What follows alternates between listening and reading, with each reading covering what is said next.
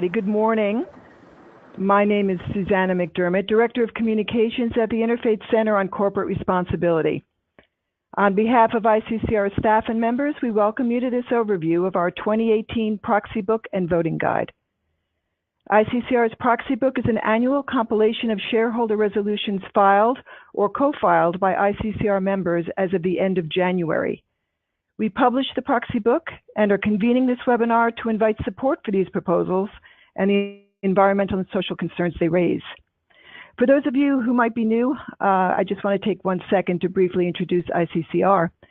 Established nearly 50 years ago, ICCR is a coalition of over 300 institutional investors who use their collective leverage as shareholders in global corporations to advocate for improved social and environmental performance. ICCR's membership comprises a wide spectrum of institutional investors, faith-based organizations, socially responsible asset management firms, union pension funds, NGOs, foundations, and other responsible investors. While our members make use of the proxy process to gain board and management's attention around specific ESG concerns, the filing of shareholder resolutions is only one of many engagement strategies they employ. And the vast majority of our members are communicating with companies on a regular basis about these and other issues throughout the year. Our work falls beneath several priority issue areas identified by our members. Current priority areas are human rights, climate change, food, water, as well as health, corporate influence through lobbying, and our work with the financial services sector. You will see these themes reflected throughout the Proxy Book. I will add here that on virtually all of these priority issues, we are seeing significant erosion of the regulatory frameworks meant to foster greater corporate accountability. For this reason, we believe shareholders' voices via the proxy process are more important now than ever. Finally, it is our hope that this brief overview of ICCR's 2018 proxy season will not just pique your interest in the full slate of resolutions our members are sponsoring this year, but that it will catalyze discussions around ways we can strengthen our collaborations on these and other issues of common concern. We are mindful that we don't do this work alone and want to recognize here the significant contributions and support of our allies and partners, many of whom are on this call. Just a few housekeeping points before I turn this over to Julie and our members. You will be in listen-only mode throughout the webinar. We have reserved the last 10 minutes for a Q&A, and our speakers will be on the line to answer your questions. Due to the large number of participants, we are asking that you submit your questions through the question box you should have at the bottom right of your screen. We encourage you to submit these questions as they come up during the course of the webinar, as opposed to waiting until the very end in order to make sure your questions get in the queue. When typing in your question, please tell us 3 things: your name, organization, and which speaker your question is directed to. Whatever we can't get to on the call today, we promise to follow up on afterwards via email. So let's get started. We begin with an overview of the season from my colleague, Julie Wokaty. Afterwards, we'll hear from ICCR members about a few campaigns this season, including Pat Tomaino of Zevin Asset Management, who will discuss this year's resolutions on gender pay gap and paid family leave. Pat Zerega of Mercy Investment Services will talk to us about ICCR's No Fees Ethical Recruitment Initiative. Lila Holzman of As You Sow will fill us in on the investor campaign to reduce methane emissions through improved measurement and management of leaks. Susan Baker of Trillium Asset Management will share her work with companies on the impact of pesticides on fragile pollinator populations. And finally, Meredith Miller of the UAW Retiree Benefits Trust will take us through ICCR members' work on drug pricing, as well as a new investor campaign to promote greater accountability structures at manufacturers and distributors of opioids. So now to provide that overview, here's Julie Wokaty, principal author of the Proxy Book and Voting Guide. Go ahead, Jules. Good morning. ICCR has published the Proxy Resolutions and Voting Guide annually since 1974. This year's guide presents the 266 ICCR member-sponsored resolutions filed for the 2018 season as of the end of January. Inside the book, you'll find the full text of resolutions, their lead and co-filers.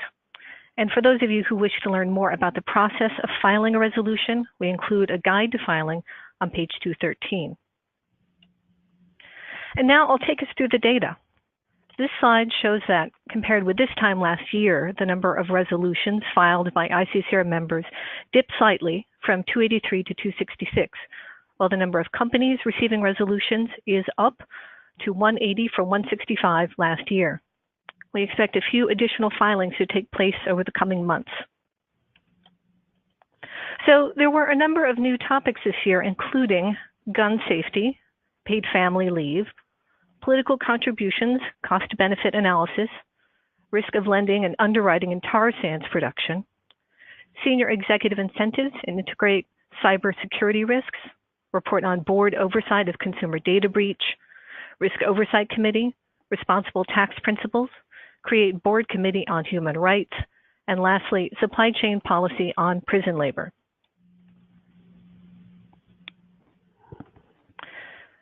Pardon me, one slide. So this slide shows us the resolution filings by issue area, arranged from largest to smallest, as measured by the volume of filings. For the third consecutive year, the cluster of resolutions citing climate change was highest and represented the full third of total filings at 89 resolutions. There was notable growth this year in the number of resolutions seeking greater inclusiveness and diversity, which as a group became the second most popular category of proposals at 57 filings. The number of resolutions seeking disclosures on lobbying and political spending remained roughly equal to last year with 45 filings. Meanwhile, human rights and human trafficking had 26 resolutions, corporate governance 25, environmental health and sustainability 23, health 12, food 8, water 7, and financial practices and risk 2. And now for a closer look at this year's climate resolutions. In spite of the U.S. withdrawal from the Paris Climate Agreement, ICCR members continue to push for a transition to sustainable energy, filing 61 resolutions directly addressing climate change. Members filed resolutions asking companies to develop business plans that take into account a 2°C warming scenario and to set science-based targets for reducing greenhouse gas emissions. Members also continue to call for better management of methane leaks. Lila Holzman of As You Sow will touch more on these in a moment. Shareholders also filed resolutions addressing the outsized influence of large asset managers such as Bank of New York Mellon, T. Rowe Price, and Cohen and Steers on climate-related proposals, asking these companies to review their proxy voting policies to ensure alignment with their stated positions on climate change. And now for a closer look at 2018's different climate resolutions by strategy. Direct resolutions are presented in the pop-out pie slice that you see at the right, while indirect resolutions are at the left. You can see that nearly 30 resolutions addressed climate change via corporate lobbying, executive compensation, sustainability, food, water, or environmental health. ICCR members view health care as a universal right. This year, 2 resolutions asked pharma companies to report on the risks they face from rising public pressure to contain drug prices. 5 proposals called on pharma companies to integrate drug pricing risk into senior executive pay packages. Our members also asked opioid manufacturers and distributors to account for the risks they face in light of the nation's growing opioid crisis. Meredith Miller will explore both sets of resolutions later in our webinar. Today, almost 25 million people are trapped in conditions of forced labor that generate over $150 billion in profits for other parties. While governments are responsible for labor laws, companies also have a responsibility to ensure ethical labor recruitment practices in their operations and supply chains. This year, 8 resolutions called for food and beverage, retailer, and technology companies to implement and assess no-fees ethical labor recruitment policies. We'll hear from Pat Zerega about these shortly. Other human rights-related resolutions this year challenged companies on prison labor and their supply chains. A second-year resolution at Amazon challenged the company to evaluate the risk of racial discrimination that may result from its use of criminal background checks in hiring decisions. 4 banks were the recipients of resolutions on the impact of Dakota Access Pipeline-related lending on Indigenous peoples' rights. Another resolution called for companies to stop doing business with the government of Burma complicit in genocide against the Rohingya. Resolutions were also submitted to gun manufacturers and retailers focused on gun safety. This year, on the anniversary of the first Global Women's March and at the height of the Me Too movement, diversity and inclusiveness resolutions became the second most popular filing category. 20 of these dealt with workplace diversity, while another 11 spoke to the lack of diversity in corporate boardrooms. 8 resolutions addressed LGBT workplace issues. And for the second year in a row, investors also filed on the gender and racial pay gap prevalent in most U.S. workplaces. In addition, a new resolution called on 3 large national employers to offer their employees paid family leave. Pat Tomaino will examine these 2 resolutions in more detail shortly. The overuse and misuse of antibiotics in the meat industry is contributing to the rise of antibiotic resistance in the U.S. and across the world. This serious public health issue is responsible for 2 million U.S. infections and 23,000 deaths each year. As part of ICCR's multi-year campaign to encourage responsible antibiotics use, 3 resolutions this year called on companies to phase out medically important antibiotics in animal agriculture. Last year's proposal calling on companies to limit corporate food waste returned for another year. Still other resolutions call for better oversight of the herbicide glyphosate due to reports linking its use to cancer. Another food-related resolution dealt with the use of neonicotinoids, an insecticide broadly used in agriculture. Susan Baker will expand upon this in a moment. ICCR members filed 7 resolutions on water-related topics this year. 5 resolutions address the water impacts of corporate operations. Investors also filed a human right to water resolution with the U.S.'s largest publicly traded water utility, taking issue with its exorbitant rate increases and shutting off of service to vulnerable communities. In response to CFPB penalties for widespread fraud and its lending practices, Wells Fargo again this year received a resolution asking for a report on its business standards and risk management practices. And in the wake of the Equifax data hack scandal, a new resolution asked the Consumer Credit Reporting Agency to report on board oversight of its consumer data breach. After inclusiveness, filings addressing corporate lobbying and political contributions formed the 3rd major stream of ICCR member filings, with 45 resolutions. Investors sought to highlight corporate lobbying and spending on a multitude of issues, including anti-smoking laws, benzene pollution, fracking bans, net neutrality, the Clean Water Act, initiatives to lower drug pricing, and membership in the Chamber of Commerce and ALEC. This year, there were 25 resolutions dealing with risks related to corporate governance. 8 call for the separation of CEO and chair roles. 2 resolutions ask companies to prohibit virtual or online-only annual general meetings of stockholders. Verizon was asked to integrate cybersecurity risks into senior executive compensation, and Nike received a resolution asking it to limit its offshore tax avoidance activities. A resolution calling for the right to call a special meeting at Chevron cited that company's poor environmental and human rights record in Ecuador. A similar resolution at Dow DuPont addressed the lingering impacts of the 1984 Bhopal gas disaster. There were also 23 resolutions on environmental health and sustainability reporting, encompassing such topics as non-recyclable packaging, sustainability metrics in executive compensation, and fracking. And now a note on voluntary withdrawals. When shareholders file a resolution, companies may reach out to the filers and request a dialogue to discuss aspects of the proposal.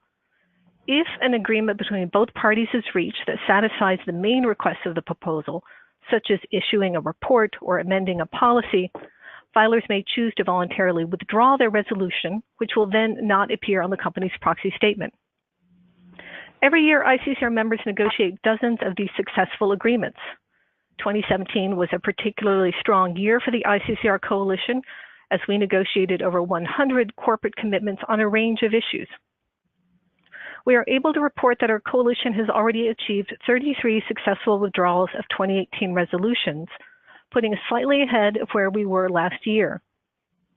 Resolutions that have been withdrawn are indicated in the ICCR member Resolutions by Company section of the book, which begins on page 2. Withdrawal negotiations will continue over the next few months. Assuming the pace of agreements remains consistent with last year, we expect the number of 2018 withdrawals to more than triple by the end of the season. Our website will provide an update on these withdrawal agreements and vote results in early summer when the proxy season comes to a close. And last, a note on our methodology.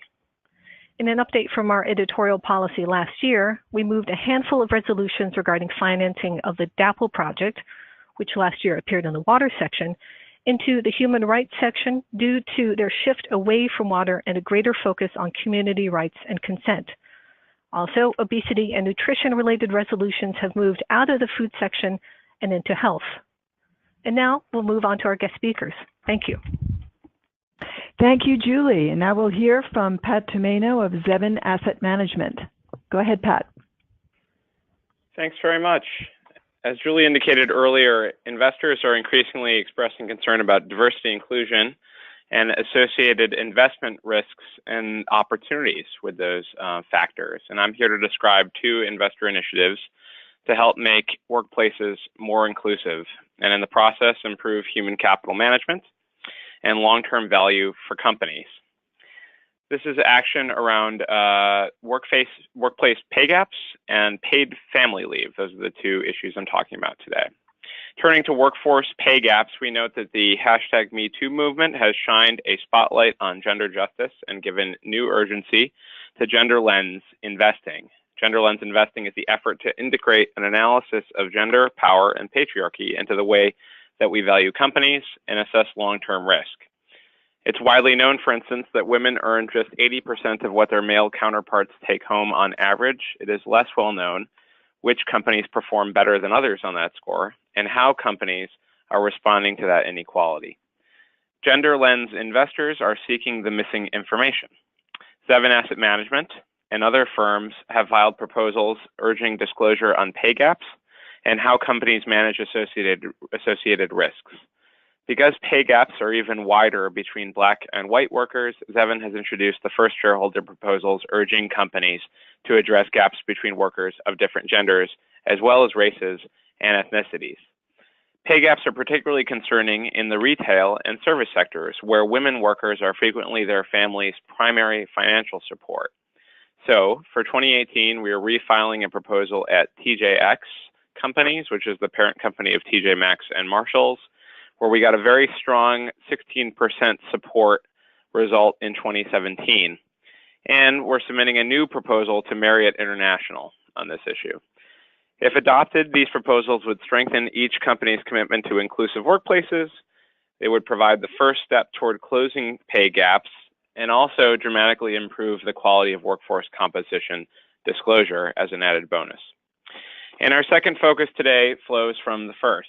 Poor paid family leave is considered one of the root causes of gender pay gaps. Zevin Asset Management and our allies filed the first ever shareholder proposals calling on companies to improve their paid family leave in 2017 for the 2018 meeting season. And those proposals would help low-wage and LGBTQ employees while reducing worker turnover and training costs associated with people having to leave the workforce to take care of their kids. This work is already paying off. Our proposals were successfully withdrawn at Starbucks and Walmart after those companies improved their paid family leave. After receiving our proposal, CVS also improved the quality of its benefit for birth mothers and offered first-time benefits for dads and adoptive parents in its stores. We're assessing that progress at CVS Health, and we have a blueprint for further change at these companies, as well as Yum Brands and beyond. So we welcome collaboration from fellow gender lens investors who are attending the call today, and thank you for your time. Great, thanks so much, Pat. And now we'll hear from Pat Zerega. Go ahead, Pat. Good morning. My name is Pat Zerega, and I'm Senior Director of Shareholder Advocacy at Mercy Investment Services. Today, I'll be talking with you about our work in the ICCR Investor Project on Ethical Recruitment. For over 2 decades, Mercy has been involved with a variety of corporations concerning the issues of labor migration, human trafficking, and supply chains. This stems from the critical concerns of the Sisters of Mercy around immigration, racism, women, nonviolence, and sustaining our earth, where we stand with those living in poverty and bring their experience of oppression and mistreatment to the table. In 2014, ICCR began to focus its efforts on ethical recruitment in supply chains in two different sectors. One, the seafood sector, and two, palm oil. This work impacted some of the companies where Mercy had long-standing relationships, such as Target and Sears. Both have small seafood sales, but of course, palm oil is a major piece of any grocer's supply chain. We began to discuss with these companies the issue of recruitment in their supply chain, and we continue to learn more about the problems associated with recruitment of workers. We found workers were paying exorbitantly high fees to get jobs. Passports and other work documents were being taken from migrants. And the fact that many did not know the language on the piece of paper or verbal contract they were presented.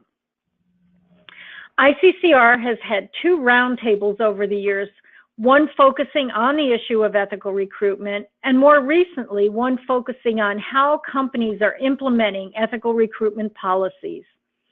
The second roundtable brought the tobacco and electronics industries into the discussions. Thus far, over 80 companies have been approached through this project at ICCR, raising awareness around the issue of ethical recruitment. The companies fall in the sectors of food and agriculture, including beverages, electronics, apparel and footwear, automotive, travel and hospitality, and tobacco.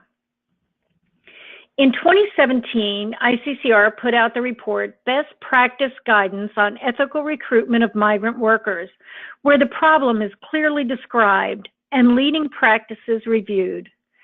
Today, we find almost 25 million people are trapped in conditions of forced labor that generate over $150 billion in profits for other parties. Unethical recruiters often charge the equivalent of thousands of dollars to secure work. These migrant workers, fearing deportation and lacking grievance mechanisms, are prime targets of exploitation. Governments are certainly responsible for labor laws, but companies need to implement due diligence around their own recruitment processes and those of their supply chains.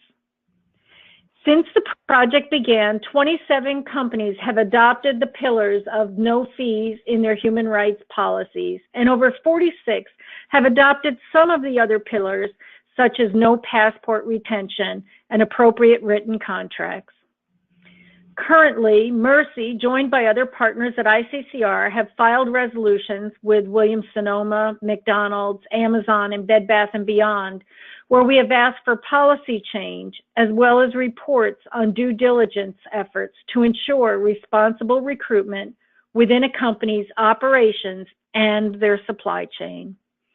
We're currently in discussion with these companies, hoping to see more transparency on their efforts to address this issue. This work provides an opportunity for companies to address a supply chain issue that will not only protect the company's reputation, but more important, support the lives and livelihood of our brothers and sisters doing this work. Thank you for your time. Great, thanks so much, Pat. And now we'll move on to Lila Holzman. Go ahead, Lila. Thanks so much. Good morning, all. My name is Lila Holzman, and I'm the Energy Program Manager at As You Sow, the shareholder advocacy organization.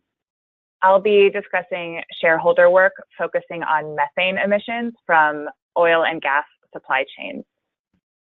Due to its alarming impact on climate change, investors are becoming increasingly concerned about methane emissions disclosure and management. Methane is the primary component of natural gas and has an intense climate-forcing impact, up to 86 times that of carbon dioxide over a 20-year period. Natural gas is often promoted as a bridge fuel to help move the global economy away from high carbon sources like coal. However, while natural gas burns more cleanly than coal, if methane emitted from across the supply chain is above roughly 3.2%, then using natural gas may actually be worse for the climate than coal. While some companies have taken proactive measures like surveying for leaks more often, using advanced technology to detect, prioritize, and repair leaks, updating infrastructure to use low emission solutions, and setting quantitative time-bound targets for methane reduction, many others lag far behind.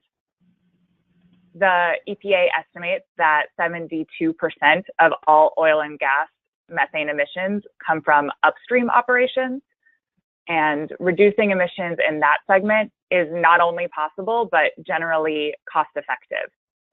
More information on the leaders and laggards in that space can be found in 2017 edition of Disclosing the Facts, which you can find at disclosingthefacts.org.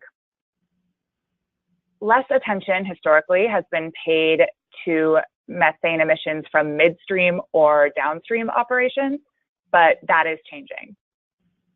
Catastrophic events like the Aliso Canyon leak have caused increased concern regarding storage, and there is growing scrutiny about fugitive methane leaks from distribution pipelines as well. Technologies to detect and monitor such leaks are improving rapidly, yet many distribution companies are slow on their uptake, and most have not reported on what measures they are taking. We have been particularly concerned about long timeframes for replacement of aging leak-prone pipelines, which in many cases extend beyond 20 years. This is far too late to help reduce or avoid catastrophic climate change impacts.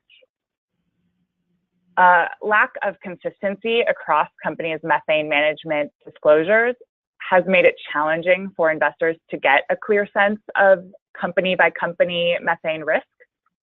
And so to address this and to promote accountability in this evolving field, As You Sow and others have engaged and filed resolutions with several companies. As You Sow's pending resolutions with Chevron and Dominion request more comprehensive disclosures regarding methane management, and we have negotiated withdrawals with DTE Energy and Exelon Corporation. Since many companies have to some degree expressed willingness to engage and listen to investor feedback, investors have a great opportunity here to urge companies to proactively manage their methane risks. We have been pleasantly surprised at the openness of many of these gas distribution utilities, and we are now working with them to develop a set of comprehensive best management and reporting standards. So we encourage investors to continue pushing forward with this issue, and I thank you for your time. Lila, thanks so much. And now we'll move on to Susan Baker. Go ahead, Susan. Thank you. Thank you. Hello, everyone. My name is Susan Baker, shareholder advocate with Trillium Asset Management, and I will be talking about advocacy work on the topic of pesticide pollution risks, with a focus on the largest class of pesticides in use, neonicotinoids, or neonics. In the past several years, in the process of targeting nearly 24 food and beverage producers, retailers, and garden store retailers, an investor coalition comprised of ICCR and IEHN members have held meetings and filed shareholder proposals, really requesting a better understanding of pesticide risks and disclosure of policies to manage and reduce pesticides in company supply chains. We've been using two general strategies. One is a broad pesticide management ask, and one is more focused on a risk assessment related to neonics. So to offer a quick definition of neonics, they're a very persistent systemic pesticide.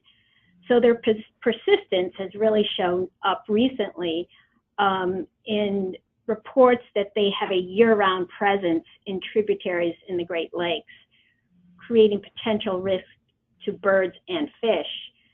Neonics are also systemic, meaning they travel up through the vascular systems of plants, act as a nerve poison, and have been shown in numerous studies to harm honeybees and a host of beneficial organisms. So habitat loss, climate change, and diseases are certainly real threats to pollinators, but it's really looking at their ability to forage, their ability to fight disease and reproduce successfully is notably compromised by chronic exposure to neonics. Their neonics are prolific, they're sprayed on plants, but they're also applied to soy and corn as a seed coating before planting. And the economic implications of losing, or really living with fewer bees, losing bees, is becoming better understood. Research from an intergovernmental panel on biodiversity found that over a recent 50-year span, a 300% increase in total volume of pollinator-dependent agriculture has occurred, but yet we have seen only a 45% increase in managed honeybee hives. So this is giving rise to a looming imbalance. Also, pollinators contribute here in the US more than $24 billion to our economy. Animal pollinated crops are a key source of vitamins and minerals, adding environmental and human health implications. So that's kind of the backdrop. There has been some good news on this front coming from the home improvement retailers, the operators of garden retail stores, and that's Home Depot and Lowe's. They've moved quite quickly on this issue, and investors, together with pressures from NGOs, helped convince them to phase out the use of neonics on plants and lawn products in their garden stores. And that's happening with phase-out deadlines this year. The food retailers and producers are moving more slowly, but last season, with ISS support for a proposal filed by Green Century, 31% of Dr. Pepper Snapple shareholders supported a pesticide proposal asking the company to manage, reduce, and disclose pesticide use. So that was a real breakthrough. Currently, for 2018 resolutions, we filed at Tractor Supply Company, and that's the resolution that you see on the screen. And also the resolution was refiled at Dr. Pepper Snapple. Those are in various stages of negotiation. We also have dialogues with food producers, a real important group, including PepsiCo, Kellogg, and General Mills. I also want to say that the investor group has benefited from research conducted by NGOs such as Friends of the Earth, Pesticide Action Network, and UNPRI partners. This is really a looming crisis if companies do not fully prepare for future supply-demand imbalance that's really occurring in pollinator services, or what's often referred to as ecosystem services.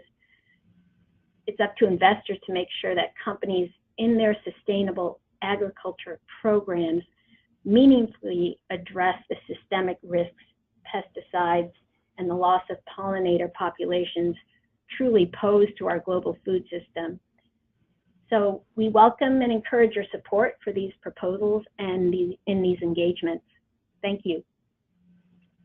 Thank you, Susan. And now our last speaker, Meredith Miller. Go ahead, Meredith.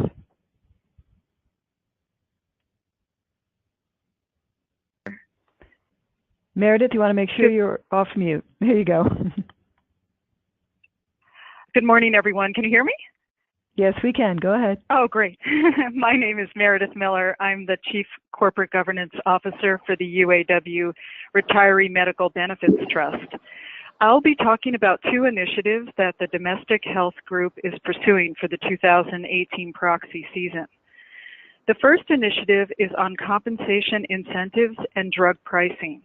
And the second initiative is on the work of the Investors for Opioid Accountability, also known as the IOA. The compensation and drug pricing initiative was sparked by a recent Credit Suisse report that noted in 2016, several pharmaceutical companies had revenue growth attributable solely to a 100% increase in drug pricing. As long-term investors, we do not view this strategy as a sustainable business model that generates long-term value for our investments, or a strategy that fosters a competitive, innovative healthcare market with accessible and affordable drugs. Following on the findings of the Credit Suisse report, we and this coalition at ICCR developed a shareholder proposal that asked the board to report annually to shareholders.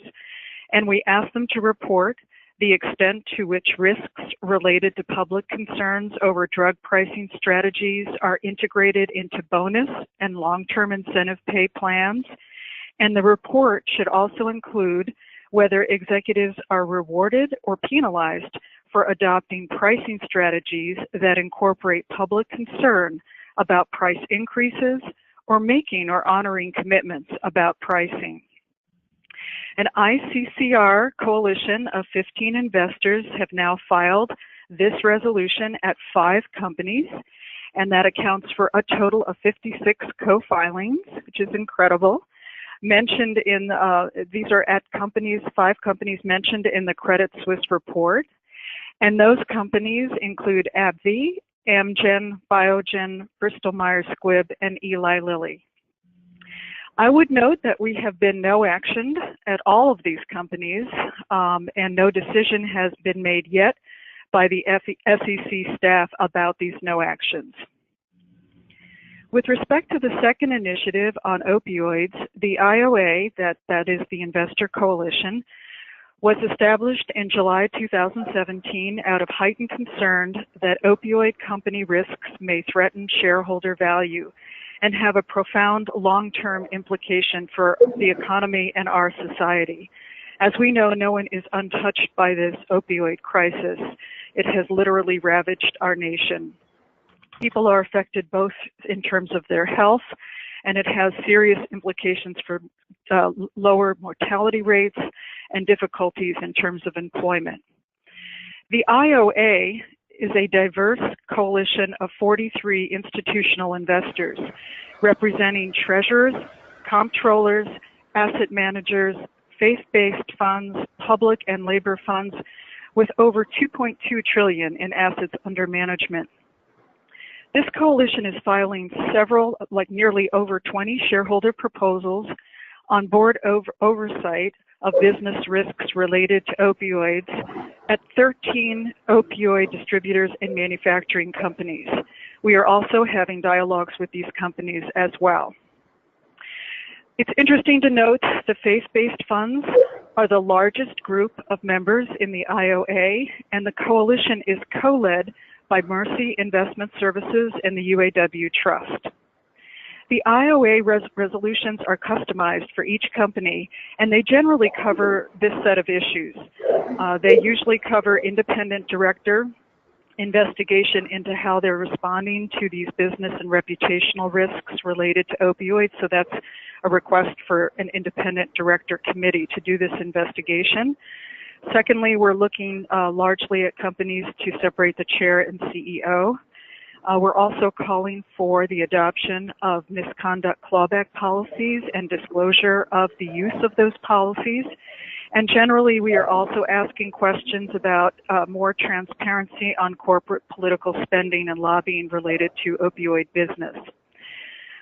There are about 15 or so resolutions in play right now, and these are at several companies, including AmerisourceBergen, Johnson & Johnson, Pfizer, Mallinckrodt, Alkermes, Insys, and McKesson. Already, the IOA has made a big difference. The SEC ruled recently in favor of a resolution filed by the Sisters of St. Francis at opioid distributor AmerisourceBergen, calling for a board report on risks related to their distribution business. And the SEC also supported the UAW Trust proposal on clawbacks. Most recently, we just heard that the proxy advisors have supported all 3 resolutions at AmerisourceBergen. The IOA's outreach to investors during Cardinal Health's annual meeting in 2017 also contributed to the board's decision to separate the chair and CEO positions. This initiative is ongoing. Filings are continuing. We're working each week on dialogues. We have several meetings set up with companies. We will keep you abreast of all developments on these initiatives, and thank you all very much for taking the time, and happy to take questions at the end. Super. Thank you so much, Meredith. So we'll move now into the Q&A. A reminder that we will need you to use that question box in the lower right-hand side of your screen. Please tell us who you are, your organization, and who we should be directing the question to. There were a couple of questions that came in regarding access and availability of the guide itself. So it will be posted later on today to the public site of ICCR. It is also going to be sent to everyone who has registered for this webinar in a link later on today, but it's available on ICCR.org, okay? And we'll be distributing it more widely beyond that. So we have a few questions coming up already. The first one is for Pat Tomaino. So this is from Frank Sherman, ICCR member. So Pat, you want to unmute yourself? And his question is gender pay gap and paid family leave targeting only laggards, or are you also trying to lift up the leaders? Yeah, that's a great question, Frank. We've I'll talk first about the pay gaps, and we've gone after companies which lack these key features. So where there is no disclosure on the ratio of compensation between different groups, gender, race, and ethnicity. So in that sense, all the companies we're going and raising this concern with are laggards, and we're focused in the most material sectors. So companies have received gender pay gap proposals in finance and in tech, where the dollar amounts of compensation at stake are perhaps a bit higher. But we're focused now in retail and service sectors, where we have a lot of women and women of color who are the single financial supports for their households, and where the gaps represent very dear dollar amounts of money to people who are trying to get by. In the paid family leave area, there's a dynamic where we're working to raise the gold standard, and we're working to raise the floor. So Starbucks had previously had a paid family leave policy that addressed folks in the stores, the baristas that make the coffee, but it left out, so that from that perspective it was pretty good, but it left out adoptive parents and dads. And so when they changed their policy in response to our shareholder proposal, the good standard got that much better. An ally of ours, our Walmart, filed a proposal with our support at Walmart. And when that company extended, basically improved its paid family leave benefit, it didn't quite match Starbucks, but because of the size and reach of Walmart, as we all know, it effectively improved and raised the basic level of standard practice, the floor, as you can imagine it, among paid family leave policies for U.S. companies. So it's a kind of a dual dynamic there. Okay, great. Thanks so much, Pat. Frank had another great question, this one for Lila. So Lila, Frank asks, how confident are you of EPA's statement that most methane leakage is upstream versus distribution and storage?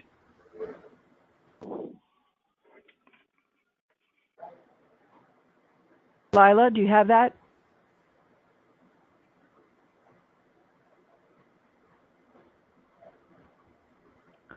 I don't know if you're on mute, Lila. Are you still there? And by the way, we have somebody who, one of the speakers needs to, if you're not speaking, please mute yourself, as it's we're getting some noise. So I don't know if Lila is still with us. We can come back to that later. This is a question from Andrew Montez of As You Sow for the group. I think perhaps Julie, knowing the book as well as she does, may be able to answer this best. To what extent were large mutual fund managers, Vanguard, Fidelity, targeted by shareholder resolutions? Hi, so this is Julie. I can start on this.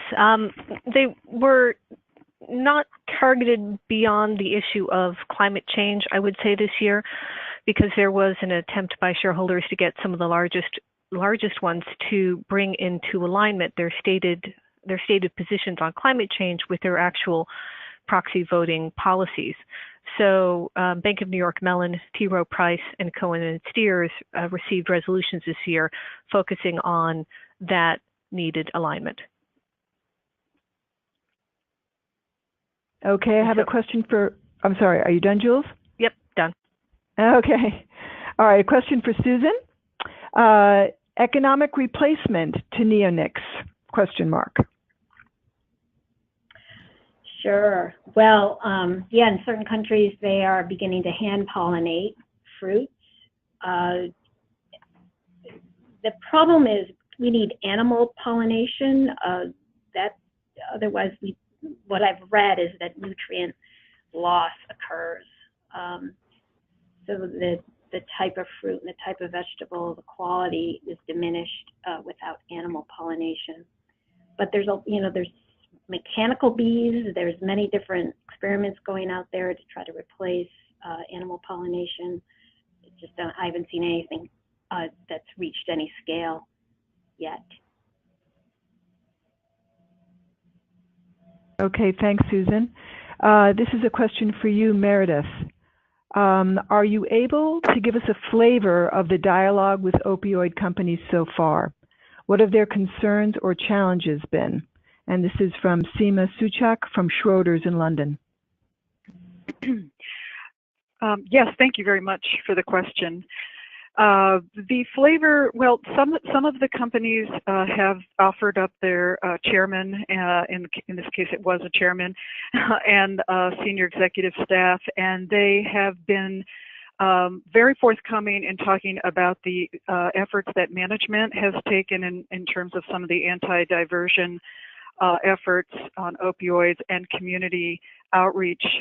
The companies have been less forthcoming in talking about the steps that the board itself has taken in changes in compliance reporting up to the board, or changes in committee assignments and enterprise risk mitigation programs, and also changes in compensation.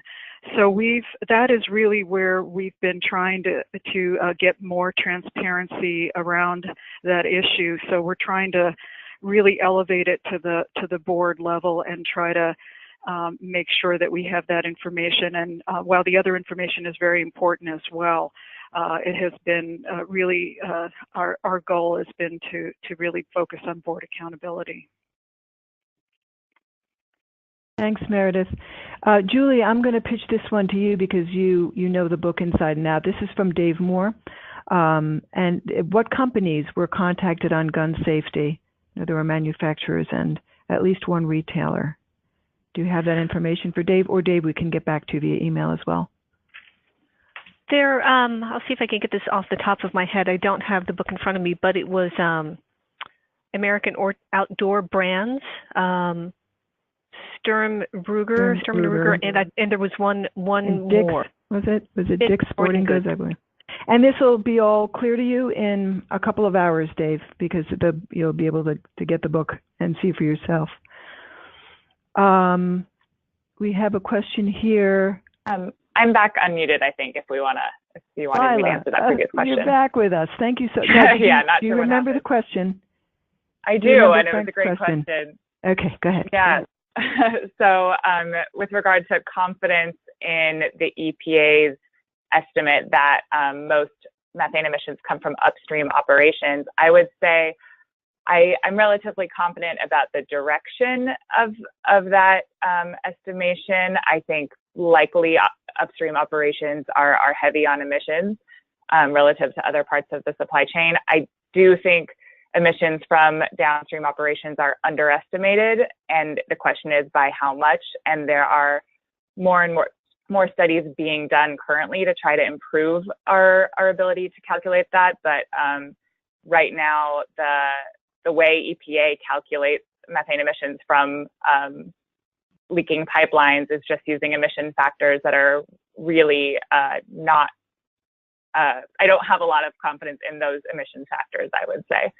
So I'm hoping to watch as those get better. And I think some companies, some proactive companies, are involved in studies themselves where they're getting out there and doing the hands-on measurements that can help improve those kinds of calculations. But so I'd say low confidence in the numbers we do have, but relative confidence in the direction. So, thanks. Great, thanks, Lila. Thank you.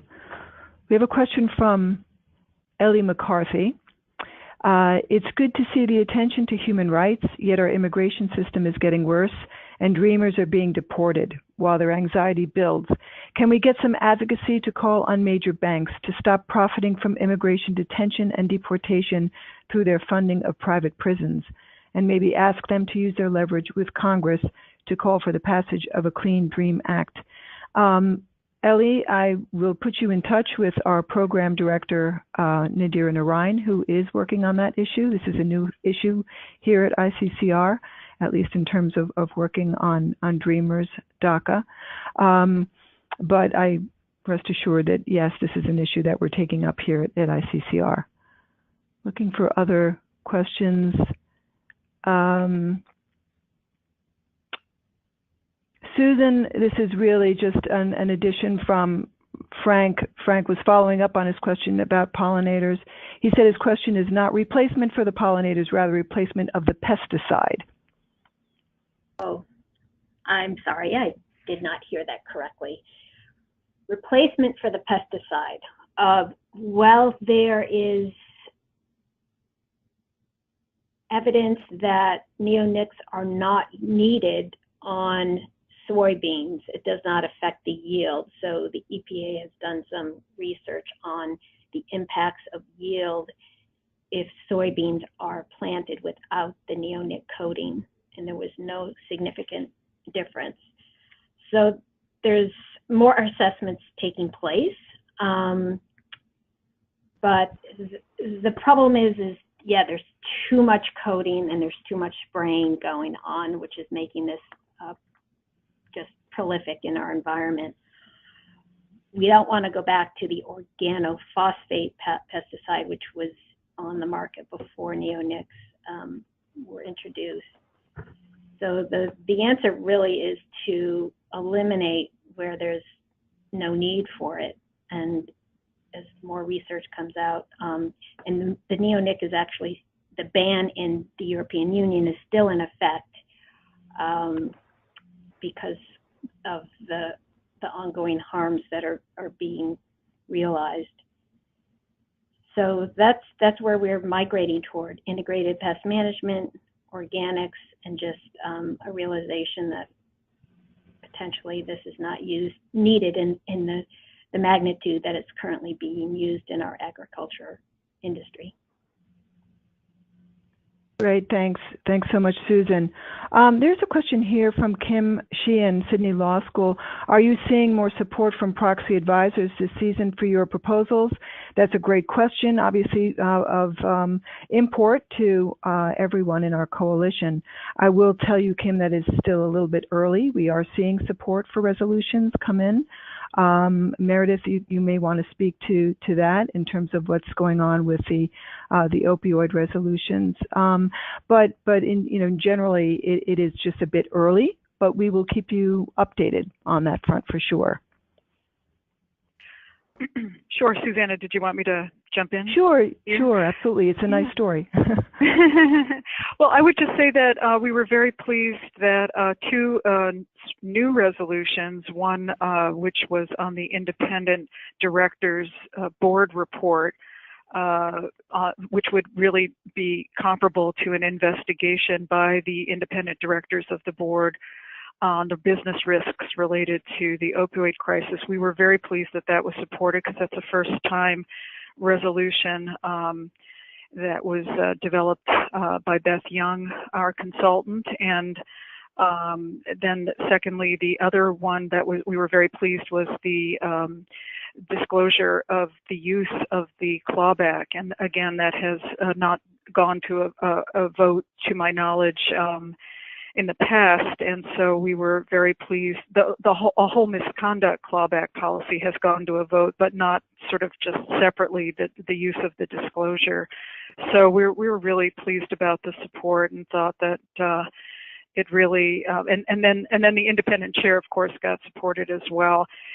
It was a hard fight on these resolutions. There were many back and forth at the SEC, so it's very heartening. And we're just going to need to keep up. The coalition has been incredible in presenting to them and to asset managers, the very big asset managers, a group of 10 or 12 from the coalition. So it's been a very big lift, and appreciate all the folks that are on the call today for your participation. It's just been wonderful. Great, thanks. I think this will be our last question. This is for Lila. It's from Casey Aspen from Preventable Surprises. I'm interested in response to Exxon scenario report. We have been encouraging filers to move on to transition reports. What is your action plan as opposed to risk scenarios? No action required. What do you think is preventing transition resolutions from catching on? Interesting question. There's a lot to unpack in there, and I'll try to get through it quickly. I think in response to Exxon's report, I would agree with what a lot of, I think, shareholders and investors have been coming out and saying, which is that it's a good start. They're framing things in a way that many energy companies previously wouldn't have done. So that's progress. However, they do fall short of actually talking about how their business would need to change or be impacted in order to keep us under a 2-degree scenario. They continue to sort of operate under the assumption that we just won't get there, which I think is wrong. The next part of the question in terms of moving from 2 degrees to transition planning, it's a little early to tell. So we do have resolutions filed this year with both Exxon and Chevron for transition planning. And so we'll see how they go this year. I think, I think it's a little soon for me to comment, but we'll see how that goes. Great, thanks, Lila, and thanks everyone. Thanks to all the members. Any questions that are left unaddressed today, as I said, we will be answering through email. So please don't hesitate to follow up with us if there's something else you'd like to discuss. And we'll make sure that we field the question to all the speakers. Again, we're going to be sharing the link to the proxy book a little bit later today, so you'll have a chance to peruse all of the resolutions that were discussed and many, many more. And we encourage you to please share that broadly with your constituents and networks. We want to just again underscore the importance of remaining active owners of our stock and exercising our rights as shareholders by voting our proxies. And we hope that when you do that, you'll let us know by using the hashtag #VoteYourProxies, and we'll be more than happy to promote that on our social channels. Again, thanks to all the speakers, and thank all of you for participating today, and have a wonderful day.